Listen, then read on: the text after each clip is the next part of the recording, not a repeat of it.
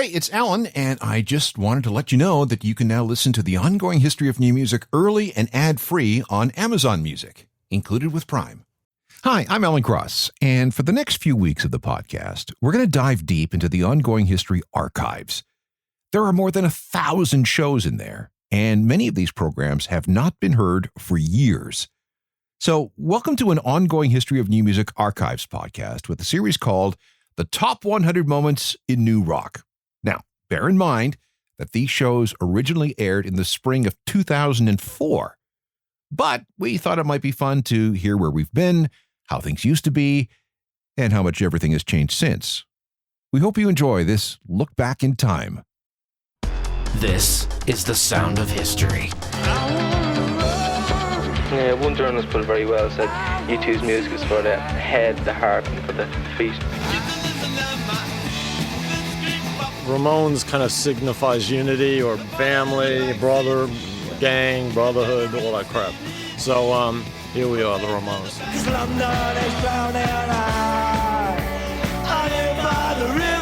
The Clash has got a job on in trying to attempt its ridiculous aims. Yeah, I'm proud that we've got ridiculous aims because at least we ain't going to underachieve. This is another special project of the ongoing history of new music. The 100 Greatest New Rock Moments Ever. Part 6.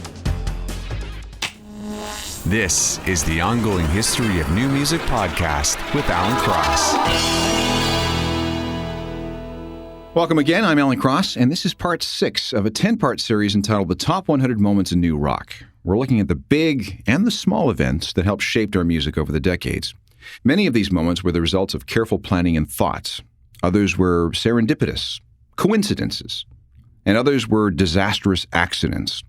Here's an example of what I'm talking about, but we'll go to the regular history books first. One of the great events of the late 20th century was the fall of the Berlin Wall on November 9th, 1989.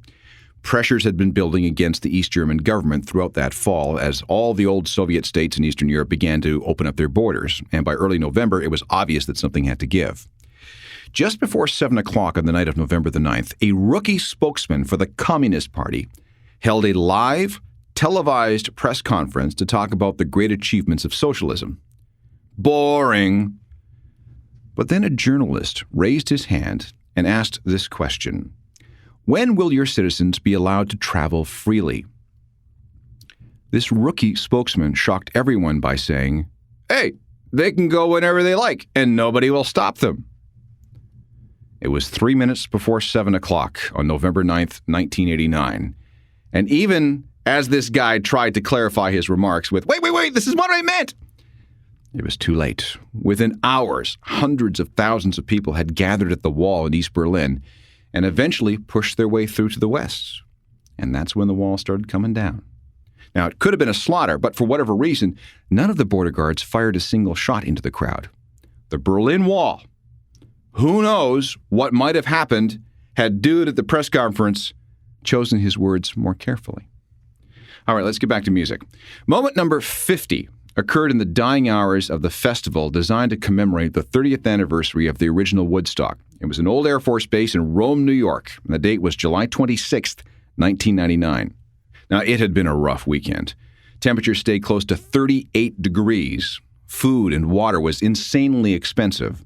A small pizza cost $12 American. There were terribly unsanitary conditions in the campground. Add in some very testosterone-fueled performances, and things reached a breaking point. As the Red Hot Chili Peppers played on the East Stage, bonfires were lit. Crowds began to tear down equipment, fences, and light and sound towers. Vendors' booths in a nearby hardware store were looted and vandalized. A TV crew was forced from their mobile studio, and by the time the smoke cleared, 12 tractor-trailers were looted and burned. Afterwards, there were charges of rape and sexual assault. It was not rock's finest hour. The riots at Woodstock, July 26th, 1999, New Rock Moment number 50.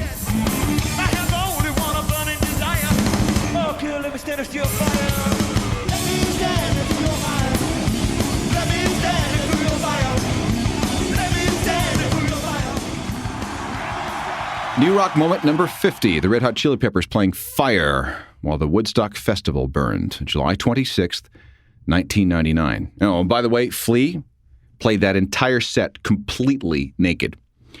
Moment number 49 happened after a pickup basketball game in San Diego.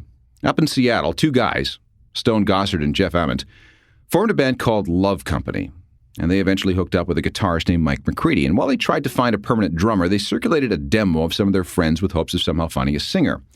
A copy of that Love Company demo was given to Jack Irons, who used to play drums for the Red Hot Chili Peppers. Jack knew this surfer dude who worked the night shift at a tank farm in San Diego run by Chevron, the oil company. Jack and this guy played pickup basketball a lot, and after one game, Jack passed this tape along to this kid named Eddie Vedder. As soon as Eddie got the tape from Jack, he started listening to it over and over. And one morning, after getting off the night shift, Eddie went surfing. And after coming home from the beach, he sat down and wrote words to 3 of the 5 songs on the tape. He dubbed the words and the music onto a new cassette and sent the package up to Seattle. And when Jeff and Stone heard Eddie sing, they knew they had found their frontman. That's when Eddie flew up to Seattle and began to jam with the guys. And the result was obviously Pearl Jam, one of the biggest bands of the 1990s. This cassette, passed out of a gym bag sometime in 1989, might have resulted in the most profitable pickup basketball game ever played. Here's a sample of that cassette that Eddie sent back to Seattle. It's all part of New Rock Moment number 49. Now I got a little story for you. What you thought was your daddy was nothing but wow, you was home alone. New Rock Moment number 49. Eddie Vedder is introduced to the rest of the guys in what would be soon known as Pearl Jam. Moment number 48 involves a surprise hit album, a #1 record. And not just any #1 record, it was the first ever rap record to top the charts. And the weird thing is, it came from a bunch of white guys. See, back in the middle 1980s, there was a huge gulf between rap and rock. If you were around at the time, maybe you remember the phrase rap crap. Rap was pushed into the margins by most people who dismissed it as a fad that would eventually just, kind of go away. But you see, they were missing the point. Rap music had already begun to spread to the suburbs. Black artists had begun to sell tons of records to a growing number of white kids. And the first song to bridge this gap between rap and rock was the Run DMC Aerosmith collaboration on Walk This Way in early 1986. And then just a few months later, here comes the Beastie Boys with this milestone album that showed to the world that rap and hip-hop were here to stay and could coexist with rock. License to Ill was the first ever #1 hip-hop record. It was a major hit, and for many white kids, it was their first taste of this new music. It was rock, it was hip-hop, it was rap, all rolled together. And if you want to know where Korn and Limp Bizkit and Linkin Park and hundreds of other chunky, beat-heavy bands got some of their inspiration, then you need to start here. New Rock Moment number 48. The Beasties entered the top 40 of the album charts December 20th, 1986, a place they'd stay for over 9 months. And in early 1987, they hit #1 with License to Ill. And that album stayed at #1 for 7 consecutive weeks.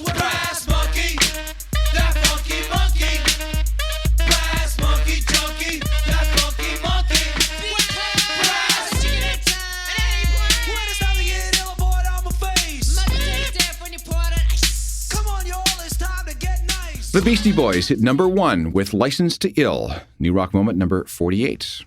Moment number 47 is another one that we can pin down to almost the second. It was 7 a.m., March 10th, 1977. After being paid £40,000 to go away by EMI Records, A&M signed the Sex Pistols to a new deal worth £150,000 on a table set up outside Buckingham Palace in London. After the ceremony and the press conference, everyone retired to the A&M offices in London, where they proceeded to trash the place. There were broken windows, food everywhere, piles of vomit, and trails of blood on the carpet. 6 days later, A&M announced that they were dropping the band, in part due to the flack they were getting from other acts on the label. Acts like, The Captain and Tennille. When manager Malcolm McLaren contacted the label head in L.A., he was told that the Pistols were being dropped for humane reasons. Whatever that means.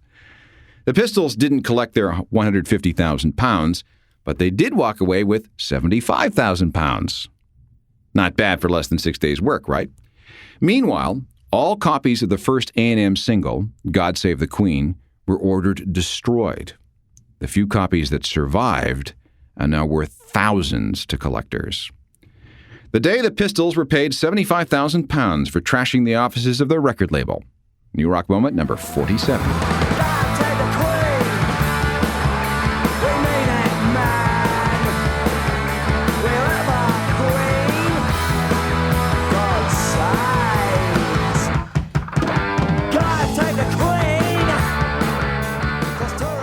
The Sex Pistols, a New Rock Moment number 47, the day they destroyed their record company's offices and were paid thousands upon thousands of pounds to just go away. Coming up, moment number 46, which involves let's call it a fortuitous act of vandalism. Welcome back to part 6 of our look at the 100 greatest moments in the history of new rock. Moment number 46 involves a can of spray paint, a case of vandalism, and a lot of alcohol. One night when Kurt Cobain had an apartment on North Pearl Street in Olympia, Washington, he went out drinking with his friend, Kathleen Hanna, who played in a band called Bikini Kill. On the way home, they decided to spray paint a little graffiti around town, and the spree continued when they got back to Kurt's place. Kathleen proceeded to spray paint the phrase, "Kurt smells like teen spirit," on his bedroom wall. What she really meant is that Kurt smelled sweet, like this trendy deodorant for girls called, yes, Teen Spirit. Apparently, Kurt liked Toby Vale, another member of Bikini Kill, and she used Teen Spirit. The implication in this graffiti was that Toby had marked Kurt with her scent, her deodorant scent. Kurt, who didn't wear deodorant apparently, didn't make the connection. Instead, he thought she was paying him a compliment, as in, "Hey, Kurt, you know what? You embody everything about teenage rebellion, and that's cool." It wasn't until after the song was written, recorded, and released that Kurt found out what had actually inspired one of the greatest rock and roll songs of all time. No one remembers the exact date, but it was sometime in the winter of 1990.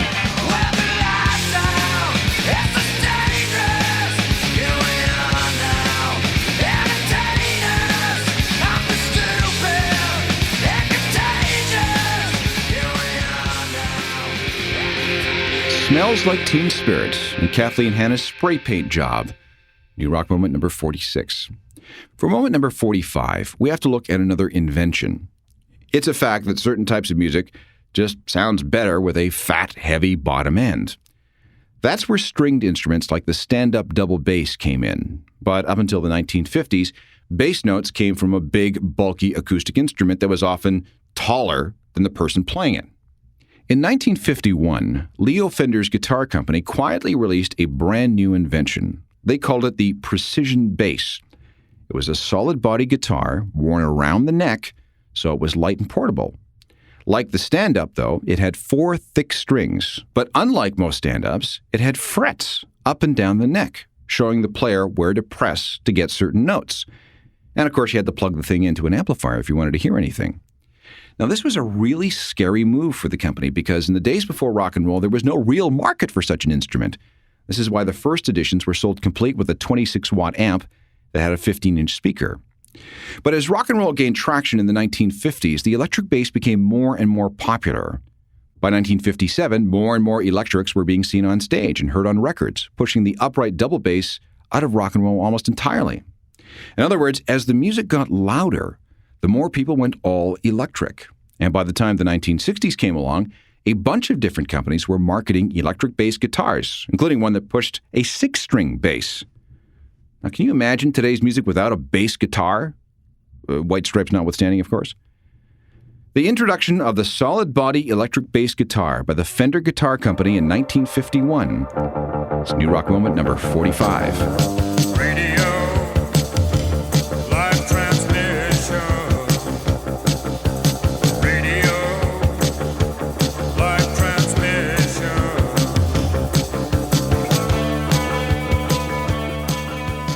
The introduction of the electric bass in 1951. New Rock Moment number 45. Oh, and by the way, did you know that Leo Fender didn't know how to play guitar? It's true. His thing was tinkering with electronics. Moment number 44 was a traumatic moment for many fans of British music. It was the official end of the Smiths, one of the most influential UK bands of the 1980s. Between 1982 and 1987, the Smiths almost single-handedly rescued guitar-based pop music from extinction in the UK. Synthesizers were the big thing, but the Smiths insisted on writing guitar-based songs with strong hooks and intense lyrics. They were icons. They were heroes to a generation of disaffected and alienated alternative fans.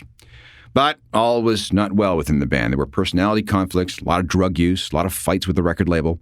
And by the spring of 1987, things were getting out of control, and rumors were everywhere in the British press, and it seemed that a split was inevitable.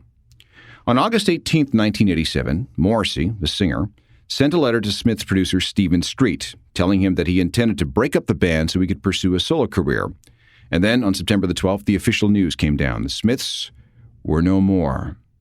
Now, if you were a hardcore fan, you'll remember how awful this was for you, because the Smiths were one of those rare bands that actually spoke to you on a deep personal level. For a certain segment of a certain generation, this breakup announcement on September 12, 1987, was every bit as important and as traumatic as the official breakup of the Beatles in 1970. The death of the Smiths, New Rock Moment number 44. Do you really think she'll pull through?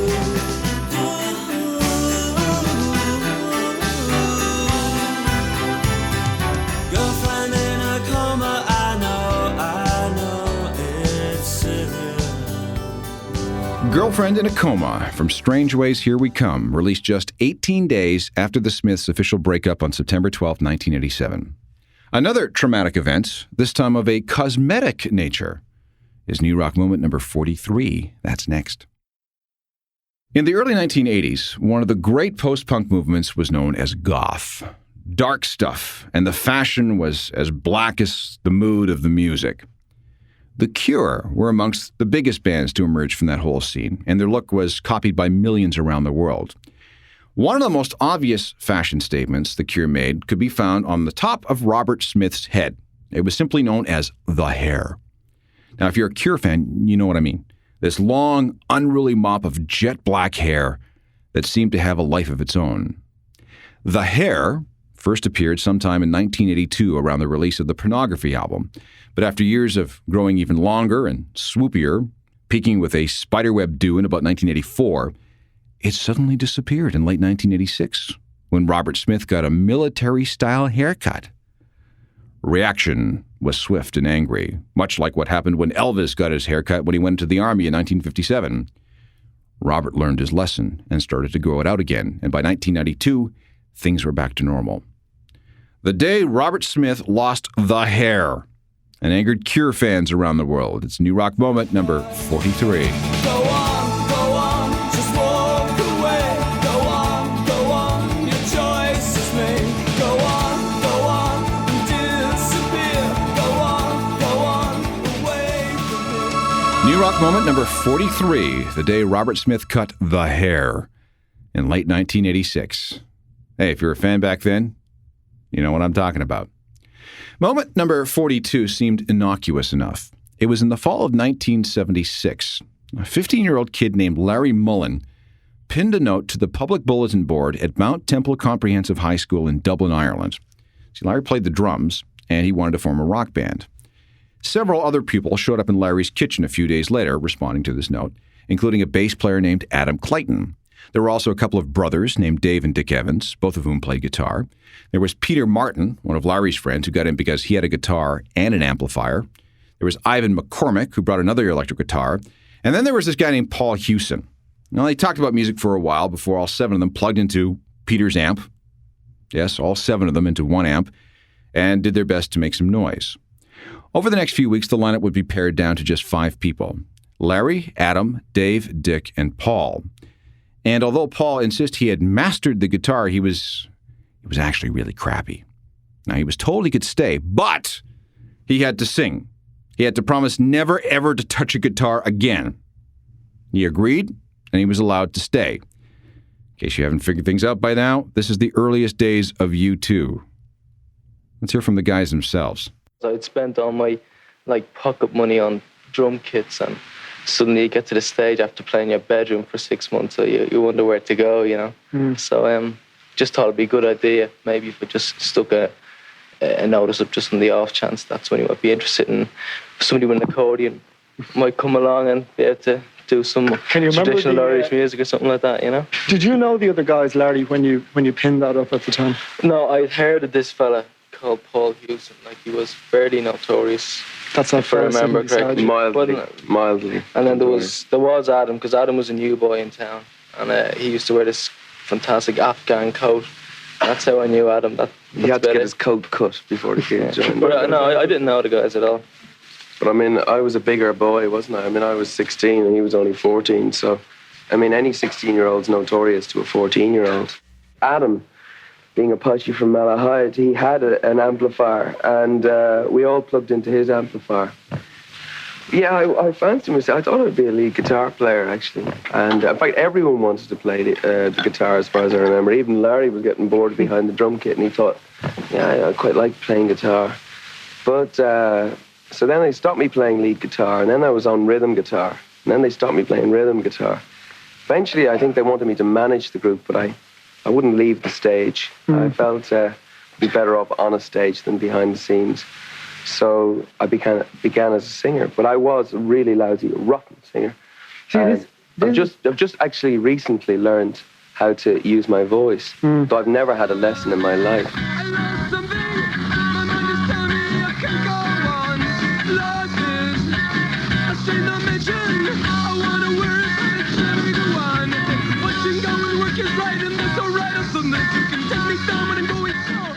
Some very early U2 from about 1978. And it all began with that notice on the bulletin board in October 1976. It's New Rock Moment number 42. Our final moment for this episode has to do with a kid named Sean Fanning. Now, he was a pretty good computer geek. During the summer, he worked at his Uncle John's company called NetGames. And when he graduated, he enrolled in the computer science department at Northeastern University in Boston. Even though he was immediately pushed ahead into senior-level courses, Sean was bored. Instead of going to class, he'd fool around with this $7,000 notebook computer his Uncle John gave him, and one day a roommate introduced him to the world of MP3s. But, like a lot of people, Sean grew tired of dead-end searches, lost FTP downloads, and central servers that crapped out under the strain of too many people trying to grab the same song at the same time. So, with the encouragement of Uncle John, Sean wrote a program. A music application for the internet that was way better than traditional search engines. He spent 16 hours a day on the project, getting help from two guys he met on IRC, a guy named Sean Parker, and then there was Jordan Ritter. On June 1st, 1999, it was done. Sean gave the program the nickname people had given him because of his short, curly, nappy hair. He called his creation Napster, and he gave this software free to 30 friends that he met in chat rooms. They could use Napster on the condition they didn't tell anybody about it. Naturally, no one could keep a secret, and within just a few days, Napster had spread from 30 people to more than 15,000. And now, you know the story. The entire music industry has been completely changed and continues to change because what that bored kid did in his dorm room. The first application of Napster, June 1st, 1990. New Rock Moment number 41.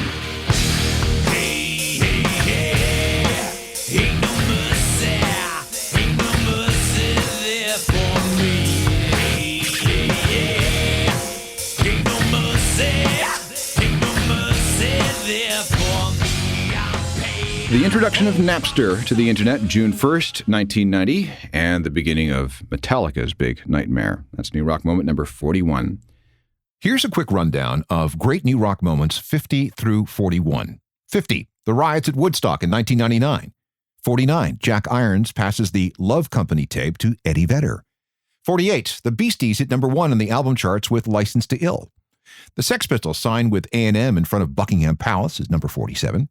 Kathleen Hanna's Teen Spirit Vandalism is number 46. At 45, it's the invention of the electric bass guitar in 1951. 44 was the breakup of the Smiths, while at 43 was Robert Smith's traumatic haircut. At 42, it's Larry Mullen's bulletin board note. And at 41, it's the introduction of Napster, the illegal version. Next time, it's a look at an exploding brain, a landmark first gig, and the greatest British indie battle since World War II. Be here next time as we continue to look at the 100 greatest moments in new rock history. If you want more like this, there are hundreds of ongoing history of new music podcasts available for free. All the platforms have them. Make sure you follow and like the feed so you never miss an episode. Plus, if you can rate and review, that would be great. We can all meet up on my social media channels. There's my website, ajournalofmusicalthings.com, which is updated every day. Plus, there's the free newsletter that goes with it.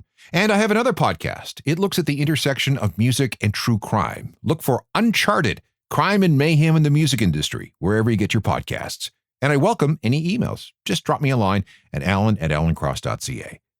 Technical production is by Rob Johnston. We'll talk to you next time. I'm Alan Cross.